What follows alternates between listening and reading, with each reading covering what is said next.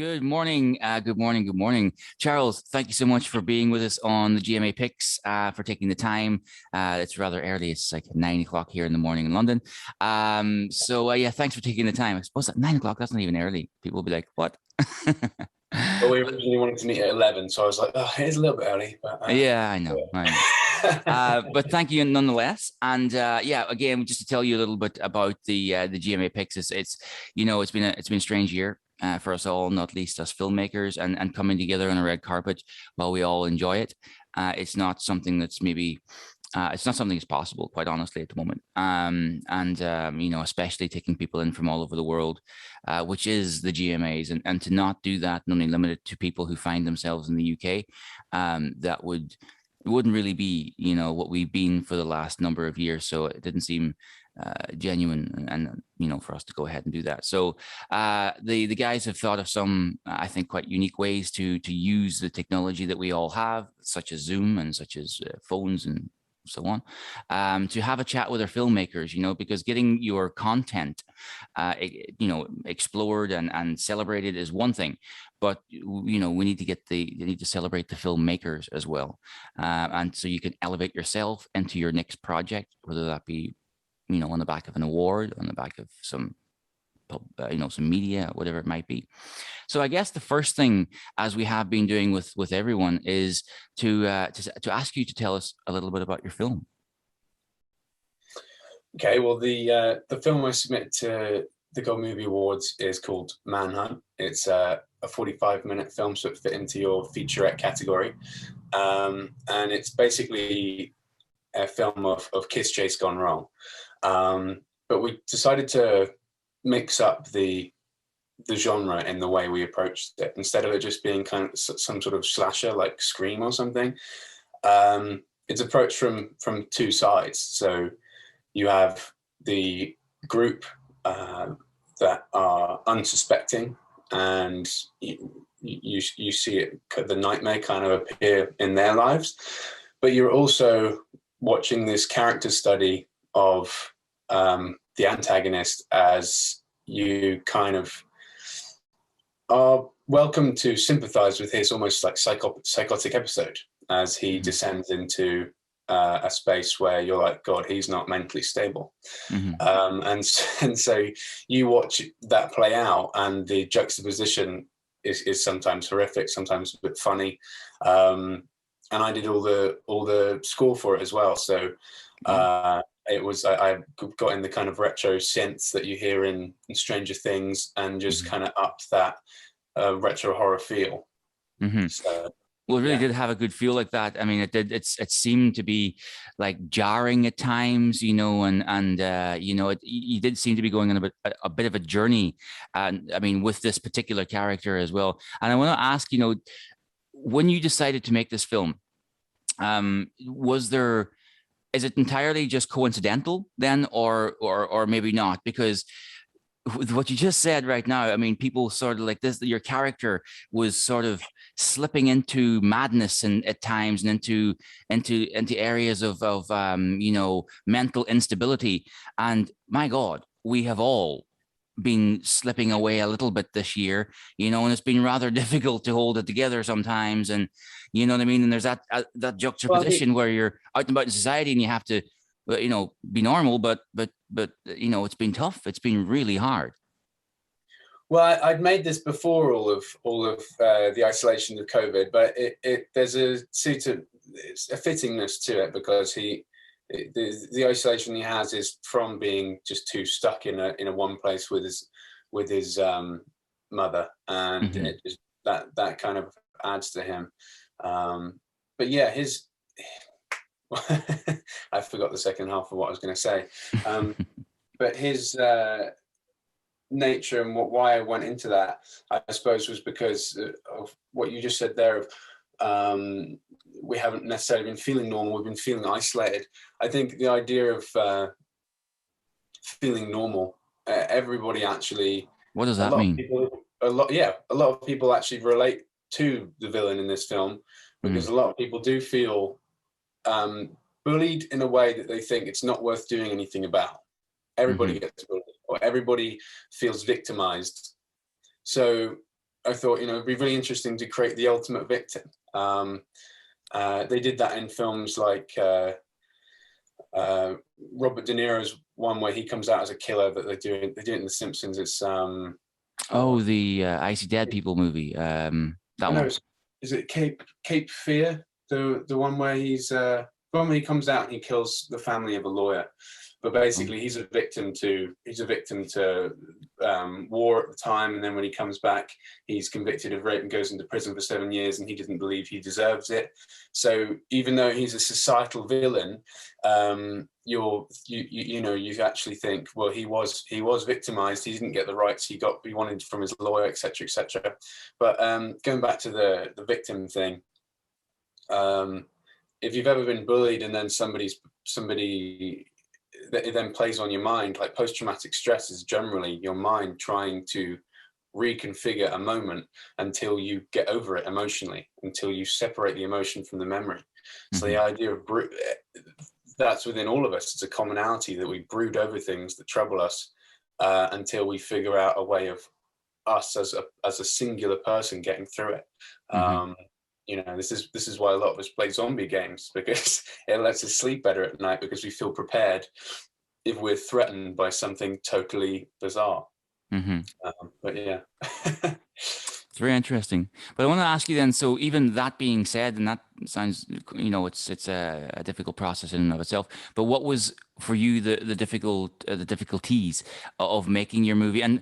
And maybe you can answer this question, the two in one, I suppose. What were the reasons? I mean, you could have made any movie. You could have made anything at all, biscuits and rhinos. But you chose to make this one. So why did you choose to make this one? And what were the difficulties in doing that? So I chose to make this one because initially, though, it wasn't going to be done in a like a London park or an urban environment. It was going to be people going out in the woods for kind of a drinking game after school, and I would run around, and that's where I do my 5 or 10K runs out in the forest behind where I live.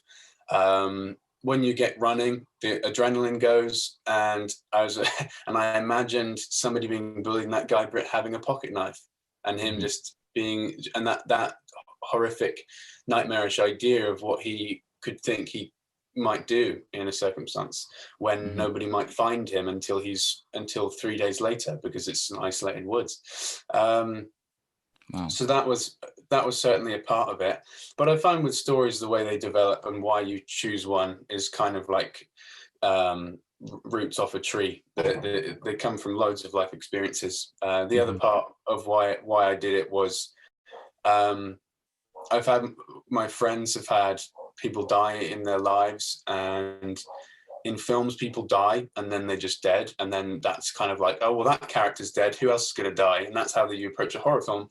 Mm-hmm. But I thought, what if you take that horror genre and you've got this other side of it where, oh god, my mate just died, and you just sit in that moment. So I really wanted those scenes to be in there with sort of slasher films where you're looking at the emotional consequences of childhood dying and everybody having to grow up in an instant as their friend's just been killed. So those ideas came around with me as things that I think only in looking back on it can you think they're big reasons why I made this film. And then how it also came about was because I could pitch that. So the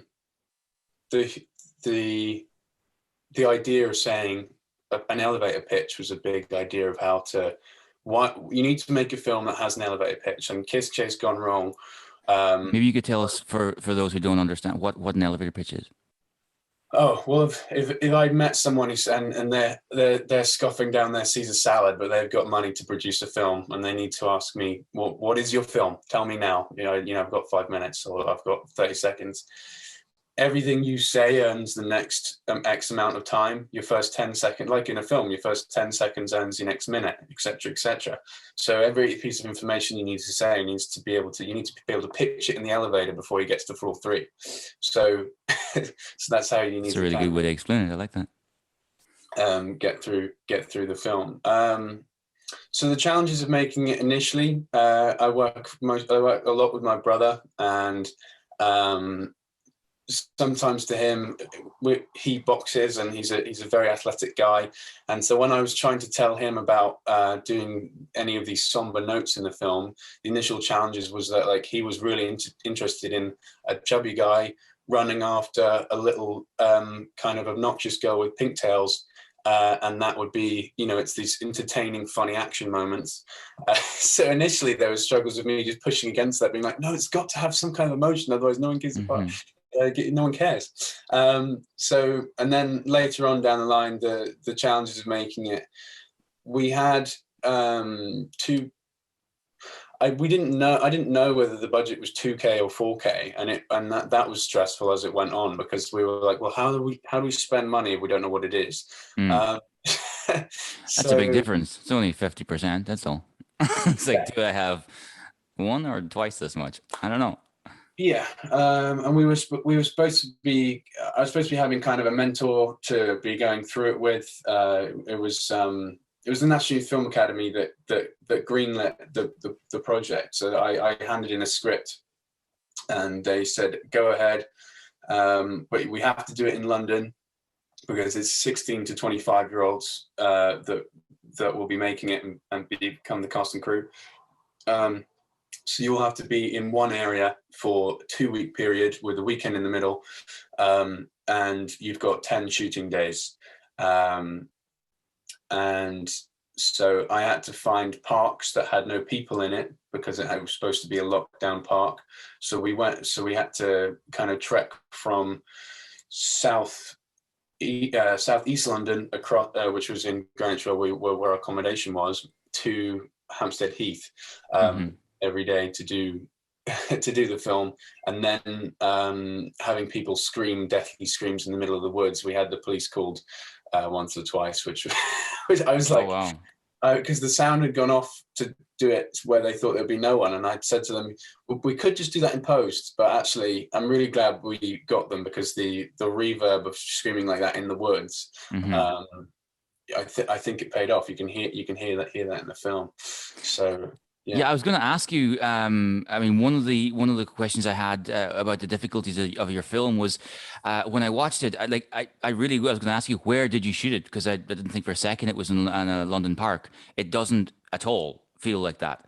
I thought you went to some woodland, and I thought maybe, given, because I know that you live in London, so I thought maybe it was Epping Forest potentially. But like I thought it was a proper legit, woodland. It didn't seem at all like a park. Like, yeah, when well, they were running around.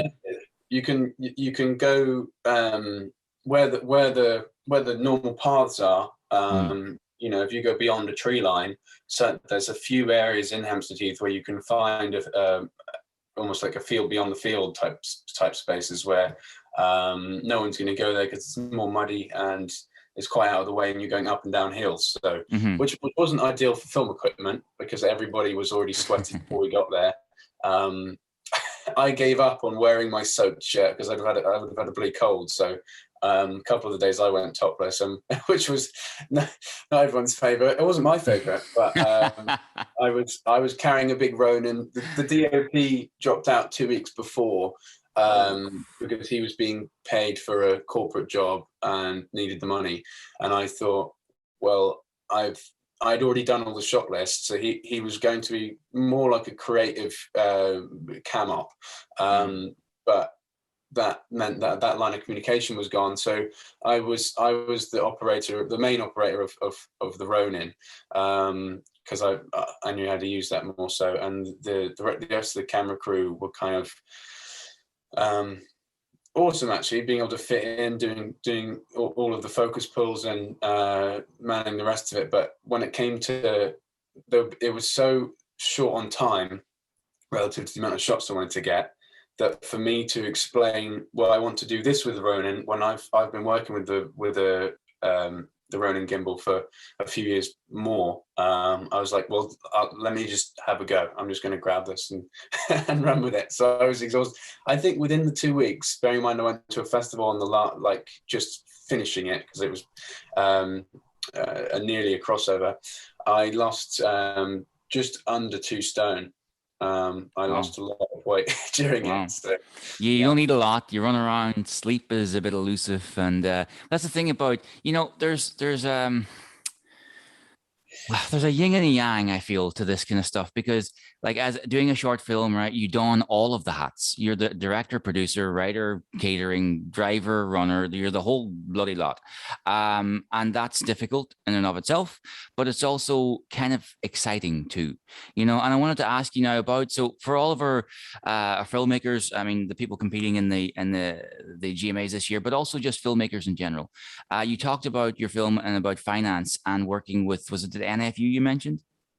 the National Youth Film Academy. Yeah. So So that's why I say maybe you that. can talk to us a little bit about how you approach those. And because, like, in every place, there are schools and there are, film bodies and so forth, but not everyone understands how to approach those organizations. It can seem quite daunting. They're big and there's 95 departments and, reams Yeah. of paperwork to fill out and all this stuff. So, like, how did you find working with them? And ultimately, did you find it to be a good experience? Because I know from experience as well that sometimes when you get the money from specific places, they can be very demanding upon the time frames you have and how you must shoot it and what you must use and where you must be Yeah. and all these things. Well, I mean, so the funding just went into budget of, sorry, the funding became the budget, which was just props, costume, and locations. We weren't allowed to spend on travel, and none of it became wages, and none. So that in itself, when we were traveling every day, and didn't cover accommodation either, so none of those things. So so if you actually looked at overall, if budget was the equivalent budget of what all actors and cast and crew put into the film, and we were all being paid minimum wage, and including post production, it was probably more like £75,000. But Oh, so they're actually and that's not to discredit the investment. What the initial money is when it gets put in is like a magnet to everybody, to all the talent. So because it's going, hey, we've got this amount of money to make a film, and then everyone's like, oh, that's exciting. Not only just the money, but the organization itself is, well, this brought in a pool of talented people all around England. I've been an alumni of NYFA since 2018. I did my first course there. Excuse me. So that was a hiccup. I'm not getting emotional. And it's been really good. Yeah. Yeah. So, Vox pop. But they are really good with their Facebook, social media advertising. So I will still get advertisements. Anybody who likes certain things on film or whatever. So they're advertising to everybody from the age of kind of 14, so that they can start the courses at 16, and now they've expanded it from 16 to 25 to 16 to 29, so that the top bracket of people that were getting too old to be part of NYFA are now still included. So with that, the pool of people you're working with is awesome. In every school you've got maybe one person, two people in a year that want to do film, a couple more that want to do musical theatre or dance or acting. All of those people being advertised this thing. And then the ones that are wanting to invest in themselves have figured out a way of doing that. Some of them don't want to go to university, so they're figuring out ways of going, well, I want to do... And NYFA was like a crash course. It was like Art Attack and Ready Steady Cook, but film. And you're meeting people. You've got this kind of freshers experience for 2 weeks of going to make a film with people that you haven't necessarily met. Back then, we had to make the scripts from that point, but now they've changed the course, thankfully, to something more along the lines of how I made this film, whereby you've got plenty of pre-production time, and that's an organized shoot by the time you meet, which came from trial and error and just being like, well, this doesn't make sense. Yeah. So I went up for a course in 2018. 2019, I worked the course. Because I really enjoyed it and I wanted to be around more filmmakers. And that was in April, but just before that, they put forward a competition saying they wanted us to do shorts, make some short films in the summer. So we wanted scripts handed in, and I handed in mine, and they quite liked it. So That's awesome. yeah, that was how that stuff happened. And then when it came to how to spend the money, we had deals with Procam, so we couldn't. So they didn't particularly want me to be bringing my own equipment. They were kind of like, well, listen, this money, a big portion of this needs to go to Program. We've got 40, we get 40 or 60% off there. But I already had the equipment I needed, but we got a spare camera from them because I kind of needed to tick the box if that's how we're spending the budget, because that was what was suggested. Again, the London part, the accommodation things meant that everything, you know, it's like 80 to £100 a night accommodation for everybody, unless they're finding somewhere else to stay. So that there's definitely complications with all those kind of things. And I think the other film I was filming alongside were doing a one-shot. They're doing a one-shot take called On in 15. Really funny, solid movie by Joe Archer and his brother, so the Archer brothers. And I'm good friends with some of the actors in it and stuff. But I wasn't filming a 15-minute one-shot. So the idea of them being able to edit it within a month to do the color grade and the sound design and show it at the next screening, I was like, God, well, our editor dropped out. Yeah, our editor dropped out. Our DIT wasn't there, so the footage needed to all be sorted. Editing assistant never happened. With the DOP and one of the other camera crew gone, there was some issues with the clapperboard. So actually, we had a huge. I didn't necessarily know how to use the DAW, how I did the scoring, as well as I do now. I mean, the other day I did a score in 3 days for a 15-minute film because the guy didn't have much time. I couldn't have done that at the time, and you know, so I had a lot to sort out. I did all the color grading with me and one other person. But that across COVID is difficult as well. When you to tell somebody how you want to color grade something, you know, it became the process. She color corrected it, and I ended up doing the more creative aspects. So we had all this stuff to do. So I think I disappointed YFA in not being able to deliver within these short turnovers. But ultimately, we've won awards in the festivals now, and we're screening it now. So hopefully that's redeemed and all as well.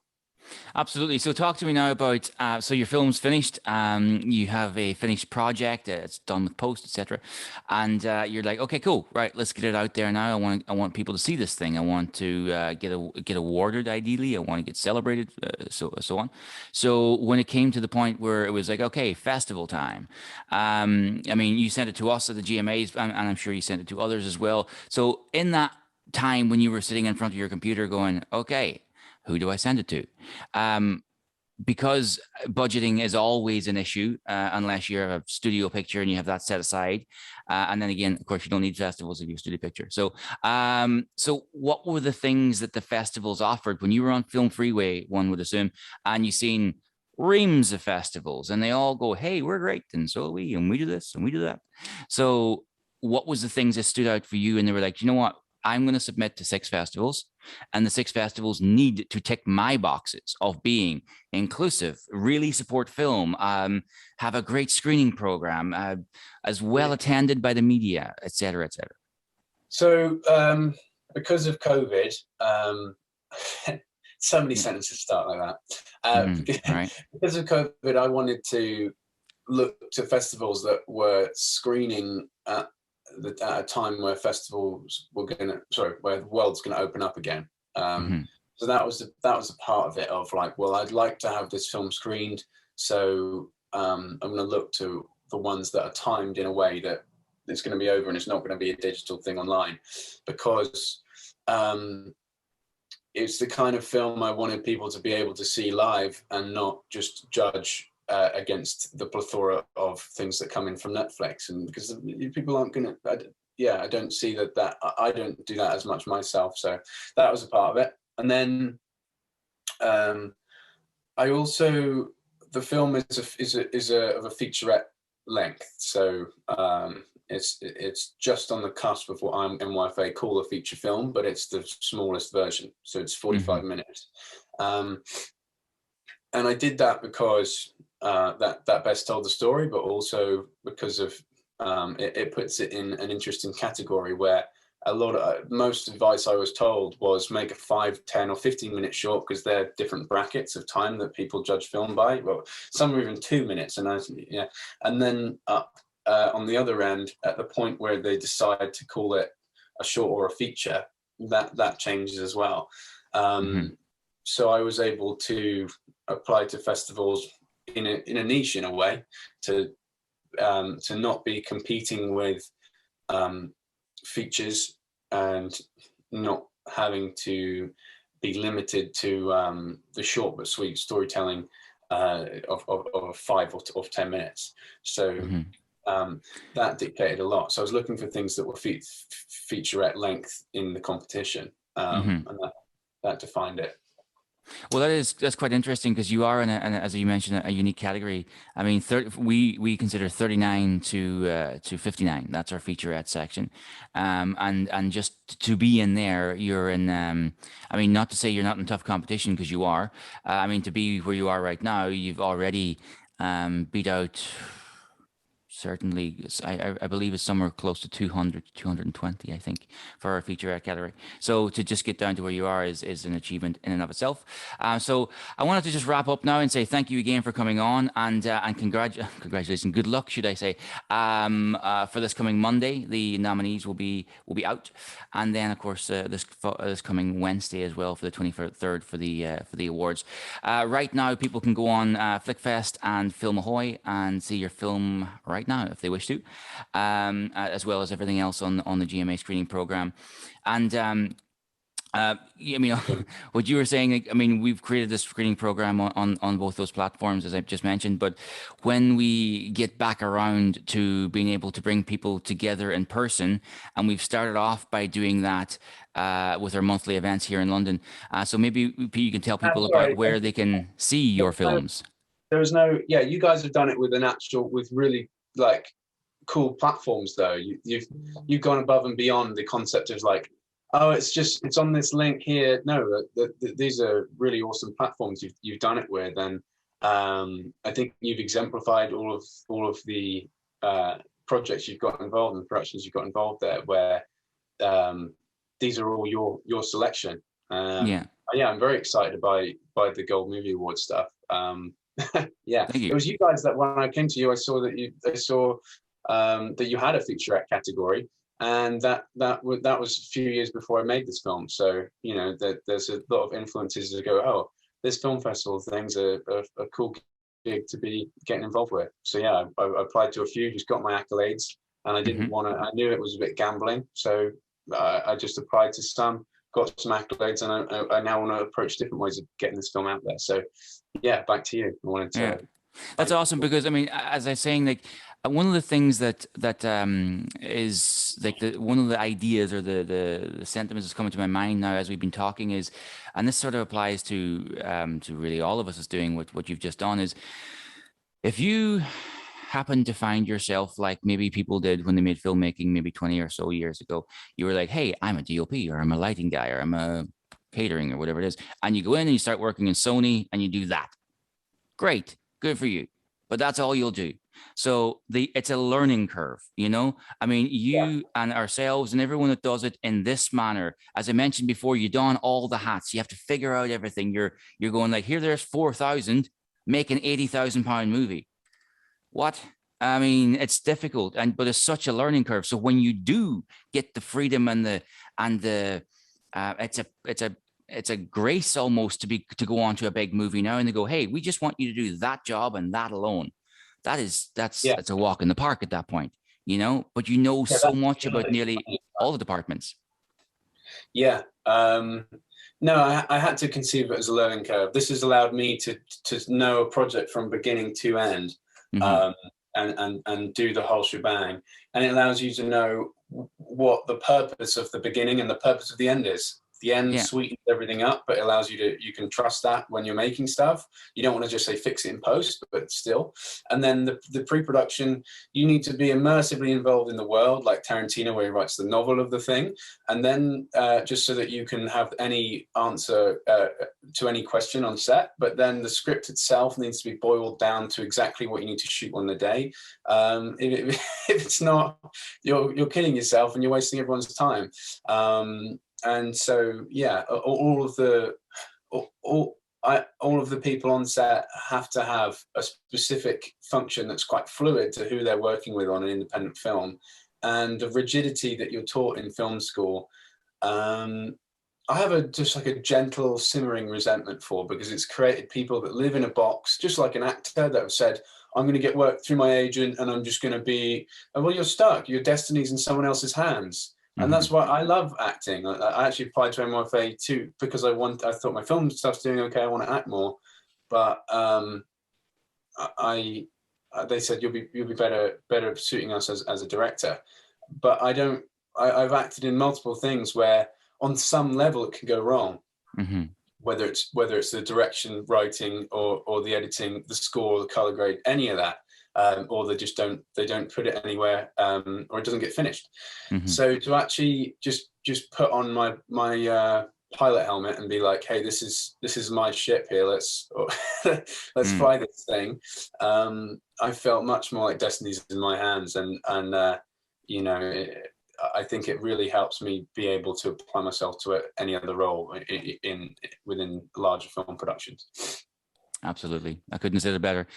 Charles, thank you so much for your time. I really do appreciate it. Again, good luck on Monday, as with all of your colleagues that's competing with you. Good luck on Monday, and of course, good luck on Wednesday. And we will see each other this Sunday.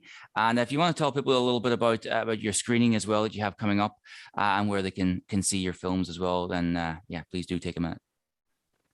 Yeah, sure. Well, I spoke to Jay with the Gold Movie Awards and said, like, I've got this film through into your featurette category and officially selected as a semi-finalist.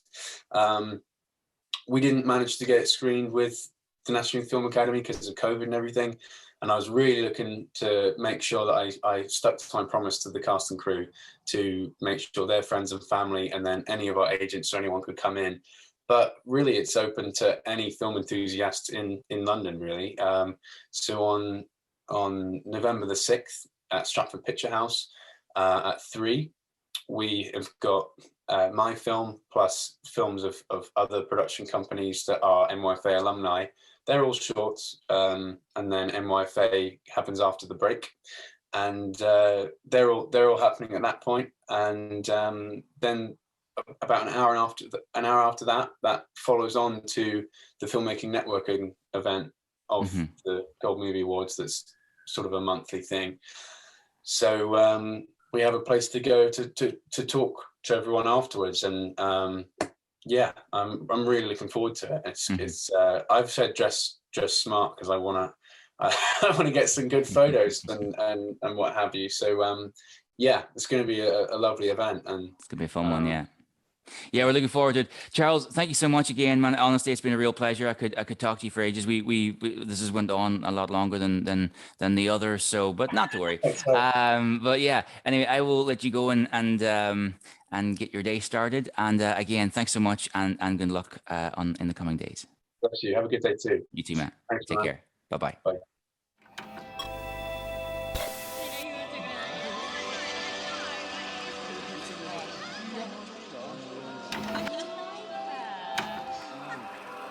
Stuck on rewind.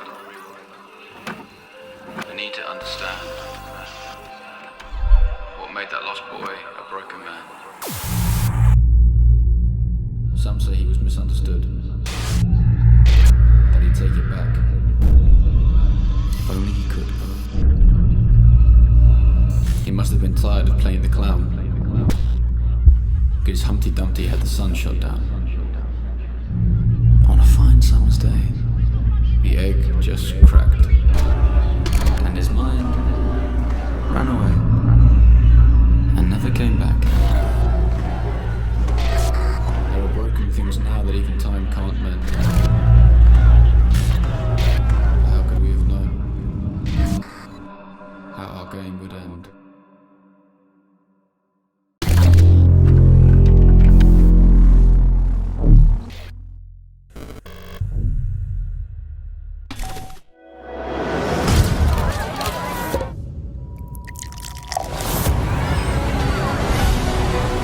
thank you for keeping independent, truly independent cinema alive and celebrating it.